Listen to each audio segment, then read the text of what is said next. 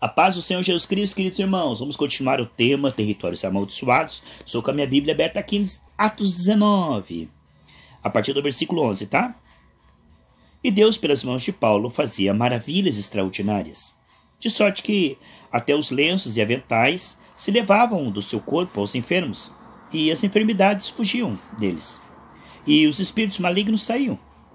Alguns dos exorcistas judeus, ambulantes, tentavam invocar o nome do Senhor Jesus sobre os que tinham espíritos malignos, dizendo: esconjuro-vos por Jesus, a quem Paulo prega.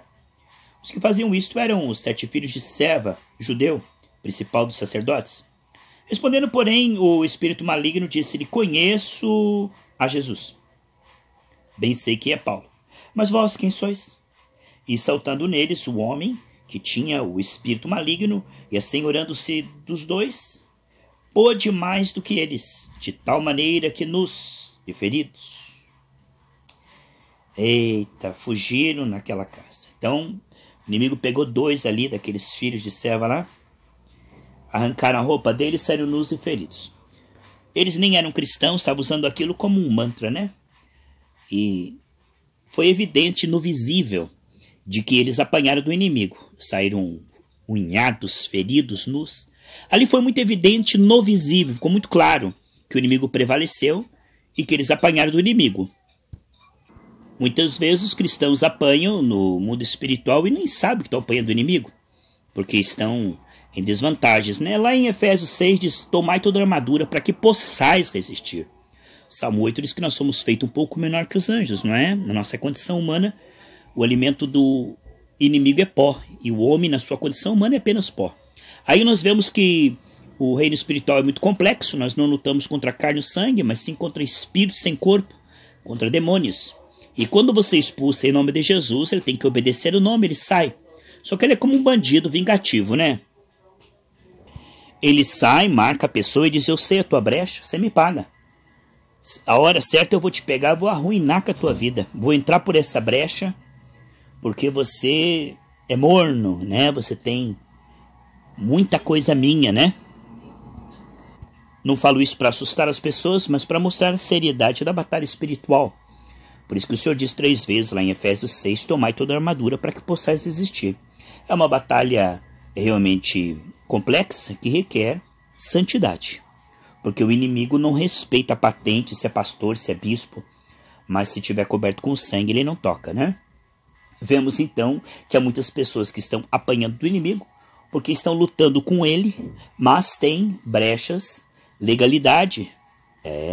Então nós temos que falar sobre territórios amaldiçoados. Nós vemos que aqui os filhos de Seva apanharam do inimigo. E tem muita gente que o inimigo não respeita a oração dele, ele é morno. O diabo dá risada e bate na pessoa, né? A vida da pessoa fica destruída. A Bíblia diz em Lucas 10, 19 e 20, que vos dou autoridade sobre toda a força do inimigo, nada vos fará dano algum. Mas isso para aqueles que andam no Espírito, sabe, queridos? Para aqueles que realmente são cristãos genuínos. O inimigo não tem poder. Agora, quando a pessoa ela é carnal, por que a Bíblia escreve em Efésios, capítulo 4, para a igreja: não deis lugar ao diabo? Porque o inimigo ele tem vantagem. Lá em 2 Coríntios 2,10, e quando eu estou amargurado e não chamo isso de pecado, não perdoo, estou dando vantagem ao inimigo. Nós vemos quantos cristãos que estão apanhando do inimigo e não sabem por quê.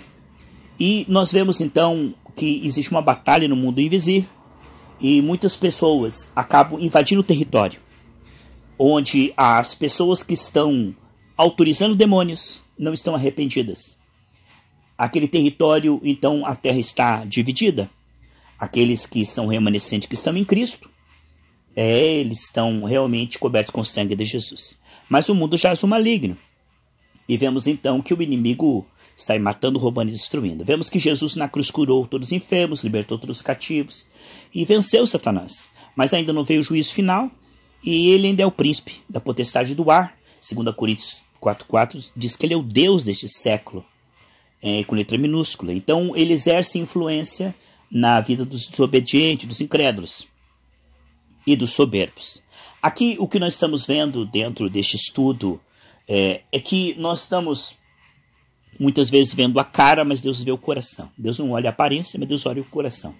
E muitas pessoas que se dizem cristãs, na verdade, elas têm simpatia pelo inimigo, acabam abrindo brechas e não se arrependem.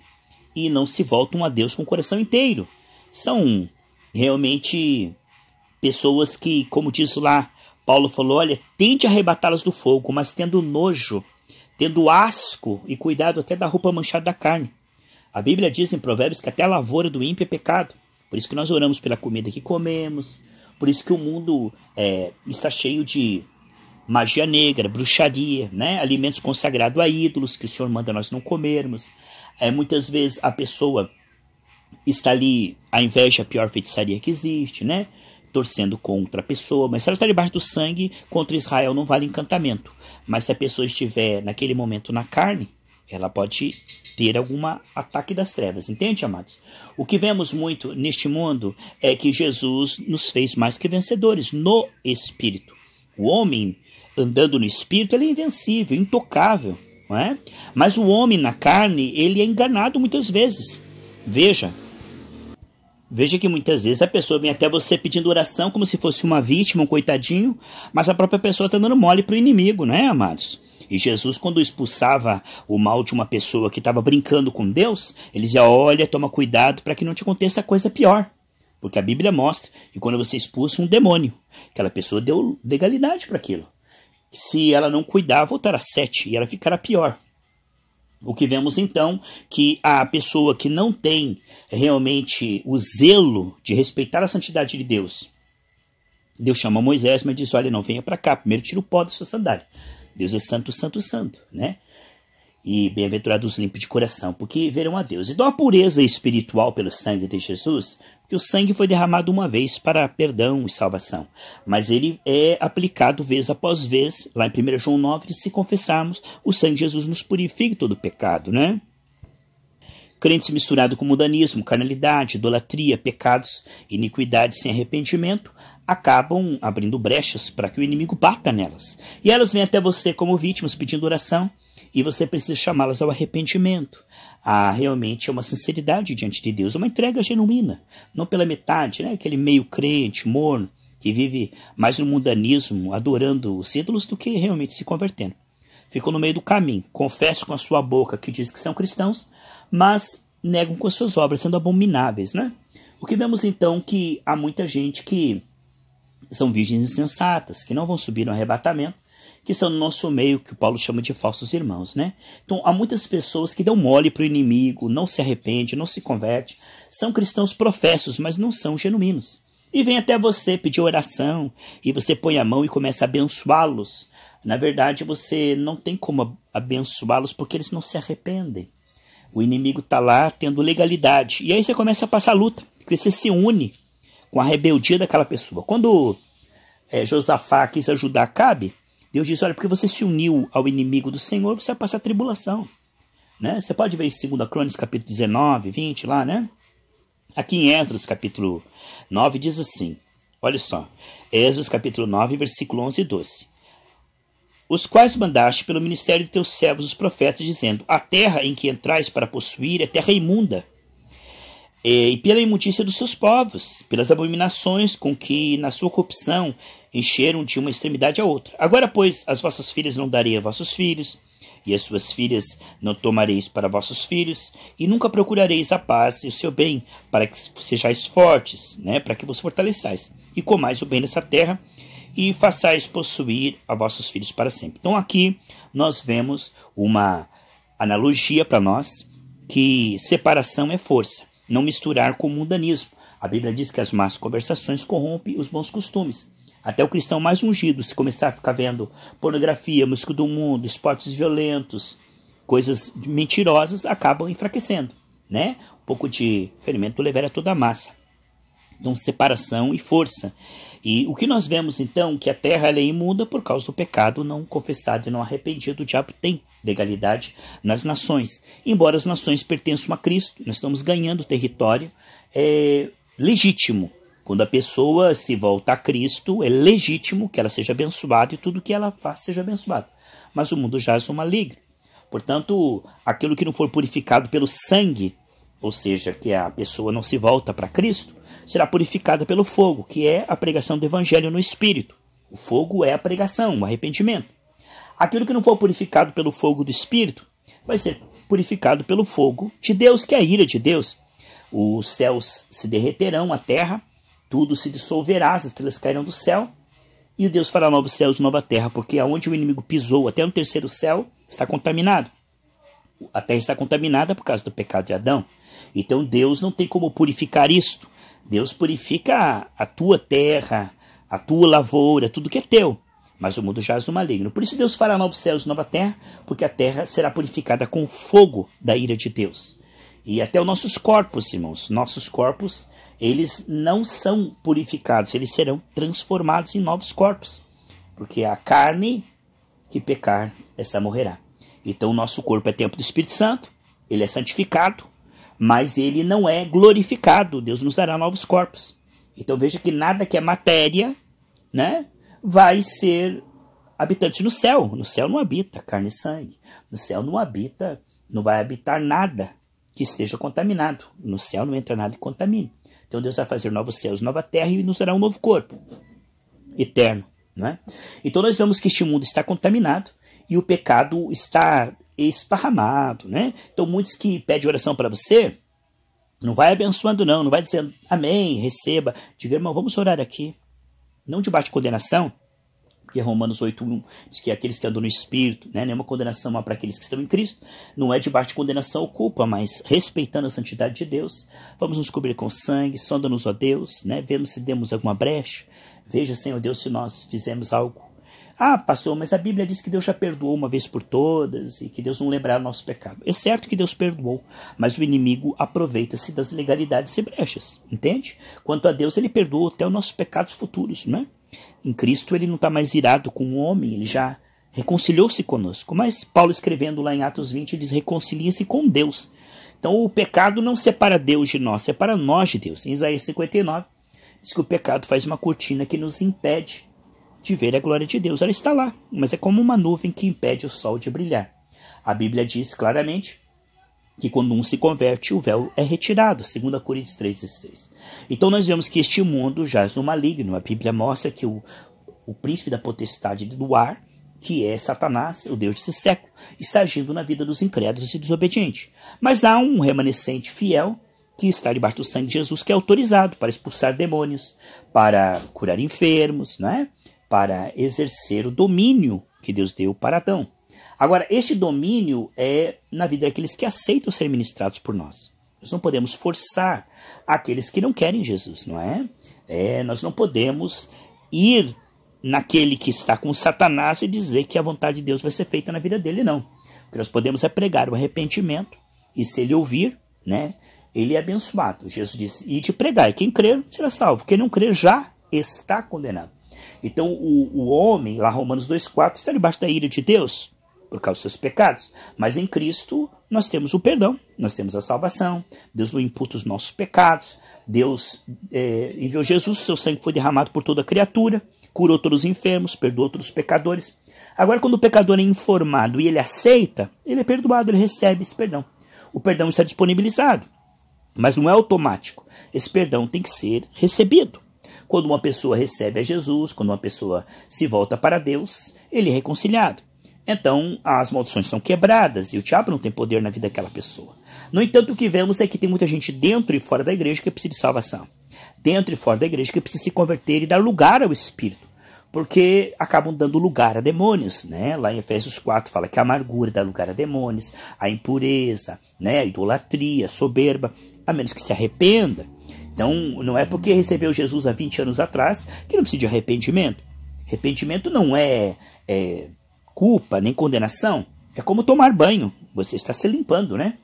Então, nós estamos neste mundo ainda e o contato com este mundo, Pedro, você só tem que lavar os seus pés porque você está limpo. O contato com este mundo suja Pedro. Então, Pedro, uma vez por todas, o sangue o salvou, mas agora o sangue é para a purificação da consciência, como dizem Hebreus, passo a passo. Então nós vivemos num mundo onde muitas pessoas estão com o Satanás querendo as coisas de Deus. Pessoas que estão no púlpito com o Satanás são apóstolos transfigurados em anjo de luz.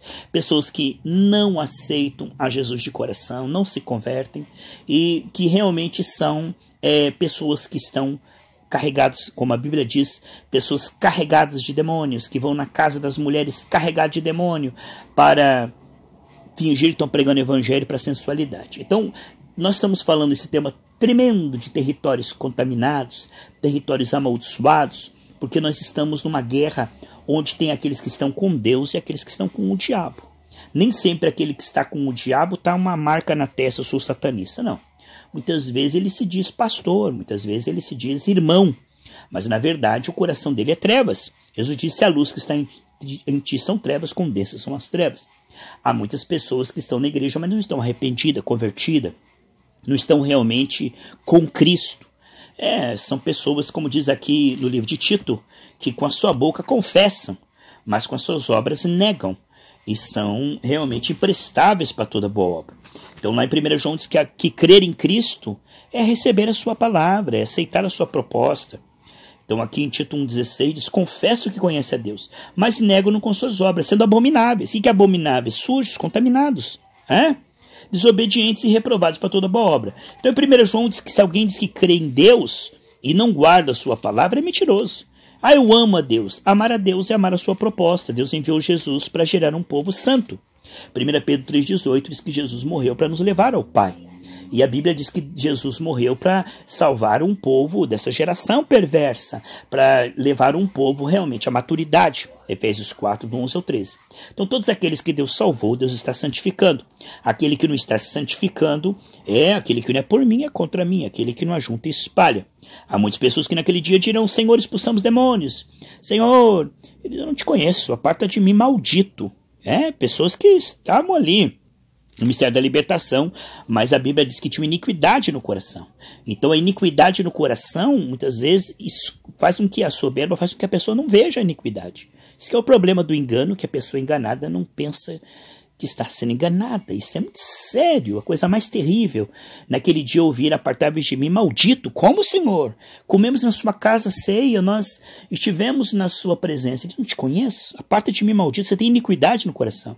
Então ele não ouviu o evangelho genuíno, ele não se arrependeu, não se converteu, pensou que podia servir o Senhor de qualquer maneira, misturar o evangelho com os ídolos, com o pecado, sem arrependimento. Não houve conversão genuína, não houve um abandono. Você veja que em 1 Tessalonicenses, Paulo começa a carta dizendo que aquele povo se converteu dos ídolos ao Deus vivo. Isso é apenas o primeiro passo, irmão. Eu disse: alguém quer vir após mim, negue-se a si mesmo, tome a sua cruz e siga-me. E o que vemos hoje é um evangelho sem renúncia, sem cruz, um evangelho misturado com mundanismo, carnalidade, pecado, tudo pode, não tem problema nenhum, não dá nada. A Bíblia diz: cuidado, não se engane, porque por essas coisas vem a ira de Deus sobre os filhos da desobediência, não sobre os cristãos, amados? Aqui o que nós vemos em 1 Tessalonicenses, como dos ídolos. Então a pessoa nasce o coração ali enroscado nos ídolos, e ouve o evangelho genuíno, ele vai abandonando os ídolos. Agora, se ele está na igreja e continua com as mesmas músicas do mundo, carnalidade, esportes violentos, sensualidade, sexo fora do casamento, e não se arrepende, então ele está morno. Aqui diz que o morno vomitará na Bíblia. Em 1 Tessalonicenses 1,9 diz que como vocês dos ídolos se converteram ao Deus vivo. E há muitos cristãos, entre aspas, que são idólatras. E a Bíblia diz: fugir dos ídolos. Quando Israel se misturava com os ídolos, Israel perdia a batalha. Deus disse: olha, não serei com você, Josué, enquanto você não tirar o anátema. Acã tinha se misturado e por causa disso Israel estava sofrendo. E hoje muitas igrejas estão sofrendo porque tem pecado escondido nos púlpitos, tem gente que estão brincando com Deus, e Deus não participa do pecado, Deus não justifica o ímpio que não se arrepende. Lá a Bíblia diz em Romanos 4,5, e também 3,28, que Deus justifica o ímpio que crê em Cristo de coração e se volta para Deus e realmente se entrega a Deus. Então, quando nós estamos falando de territórios amaldiçoados, contaminados, isso, irmãos, é muito sério, porque você tem que estar na unção e direção do Espírito para discernir. Lá em João 5, 19 e 30, Jesus diz: eu não falo nada, a não ser o que eu ouço o Pai falar. Eu não faço nada, a não ser aquilo que o Pai me mostra. Uma obra no Espírito, Paulo diz em Romanos 1, a Deus é quem eu sirvo no meu Espírito. Então a obra de Deus não pode ser feita com boa vontade, por aparência, mas sim na unção e direção do Espírito, para discernir os Espíritos. Porque se a pessoa estiver com Satanás, ela precisa se arrepender e se converter. Não é receber promessas e você pôr a mão e prometer vitória, porque ali você vai se contaminar, porque está se unindo